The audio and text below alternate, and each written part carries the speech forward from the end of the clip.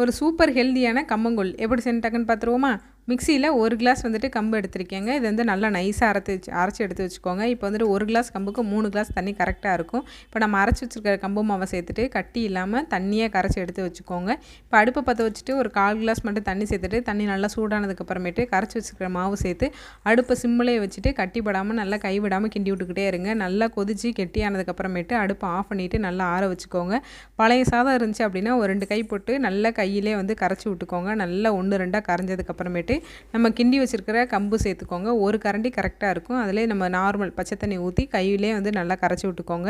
இப்போ இதிலே வந்துட்டு 2 ஸ்பூன் தயிர் சேர்த்துக்கோங்க. ரொம்ப குளிர்ச்சியாக இருந்துச்சு அப்படின்னா தயிர் கூட ஸ்கிப் பண்ணிக்கிறலாம். இப்போ இதுக்கு தேவையான உப்பு சேர்த்து நல்லா கையிலே வச்சு கரைச்சி விட்டுட்டிங்க அப்படின்னா ஒரு சூப்பர் ஹெல்தியான வீட்டில் செய்கிற கம்மங்கூழ் ரெடி ஆயிடுச்சு. கண்டிப்பாக குடிங்க. குழந்தைங்கலேருந்து பெரியவங்க வரைக்கும் எல்லோரும் குடிக்கலாம். ரொம்ப ஹெல்தியானது. வீடியோ பிடிச்சிருச்சு அப்படின்னா லைக் பண்ணி ஷேர் பண்ணிவிட்டு சேனலை சப்போர்ட் பண்ணி சப்ஸ்கிரைப் பண்ணிடுங்க. தேங்க்யூ.